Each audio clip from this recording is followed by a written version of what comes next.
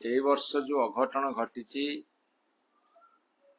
ଏଭଳି ଅଘଟଣ କେବେ ବି ଘଟି ନଥିଲା। ରଥଯାତ୍ରା ଦିନ ଅନେକ ଲୋକ ମରିଛନ୍ତି, ତାଙ୍କୁ ଏମାନେ ଲୁଚଉଛନ୍ତି ବା କହୁଛନ୍ତି ଇଏ ରଥଯାତ୍ରା ଯୋଗୁଁ ନୁହଁ, ଅନ୍ୟାନ୍ୟ କାରଣ ଯୋଗୁଁ। ଇଏ ପ୍ରଥମ ମିଛକୁ ଗତକାଲି ଘଟଣା ଧରା ପଡ଼ିଲା। ଗତକାଲି ସିଧାସଳଖ ଭାବରେ 3 ଜଣ ଷ୍ଟାମ୍ପେଡ୍ ଯୋଗୁଁ ମୃତ୍ୟୁବରଣ କଲେ, ଅନେକ ଆହତ ହେଇକି ବର୍ତ୍ତମାନ ଆଇସିୟୁ ଭିତରେ ଅଛନ୍ତି। କଣ ହବ ଭଗବାନଙ୍କୁ ଜଣା। ଯେତେବେଳେ ରୋମ ଜଳୁଥିଲା, ନିରୋ ଯେମିତି ବଂଶୀବାଦନ କରୁଥିଲେ, ଏ ସରକାର ବର୍ତ୍ତମାନ ଠିକ ସେଇଭଳି ଭାବରେ।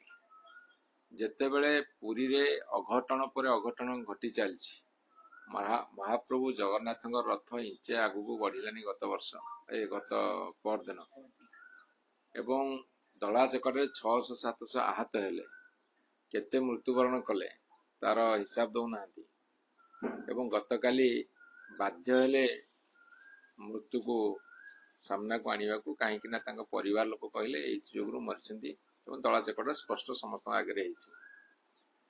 ସବୁଠୁ ଦୁର୍ଭାଗ୍ୟର କଥା, ଏ ଅଘଟଣ ସମୟରେ ଯେତେବେଳେ ସାରା ମନ୍ତ୍ରିମଣ୍ଡଳ, ଯୋଉ ମନ୍ତ୍ରୀସ୍ତରୀୟ କମିଟି କରିଥିଲେ ଏବଂ ସାରା ମନ୍ତ୍ରିମଣ୍ଡଳ ଯାଇକି ପୁରୀରେ ରହିବା କଥା, ସେତେବେଳେ ସେମାନେ ମନ୍ କି ବାତ୍ ଶୁଣୁଛନ୍ତି। ଆମର ପ୍ରଧାନମନ୍ତ୍ରୀ ଯୋଉ ମନ୍ କି ବାତ୍ କରୁଛନ୍ତି, ସେ ମନ୍ କି ବାତ୍ ଶୁଣୁଛନ୍ତି। ମୁଁ ଜାଣିନି ମନ୍ କି ବାତ୍ରେ କହିଛନ୍ତି କି ନାହିଁ ରଥଯାତ୍ରାରେ ଅଘଟଣ ସମ୍ପର୍କରେ।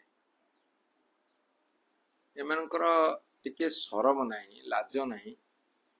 ଯେତେବେଳେ ଗୋଟେ ବିପତ୍ତି ପଡୁଛି, ଓଡିଆ अस्मिता ଭୁଲୁଣ୍ଠିତ ହଉଛି, ଓଡିଆ अस्मिता ରସାତଳକୁ ଯାଉଛି, ସେତେବେଳେ ମାନେ ପୁରା ଲାଜ ନଥିବା ଭଳି ଟିଭି ପରଦାରେ ବସିକି ତାଙ୍କର ଗୁଣଗାନ କରୁଛନ୍ତି।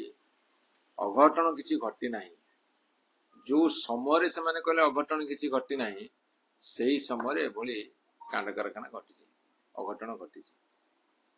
ଏରାଙ୍କୁ ମାନେ କଥା ହଉଛି, ଯିଏ ଭୁଲ କରି ତାକୁ ଶାସ୍ତି ଦିଅନ୍ତୁ, ନହେଲେ ନିଜେ ରେଜିଗ୍ନେସନ ଦେଇକି ଘରକୁ ପଳାନ୍ତୁ।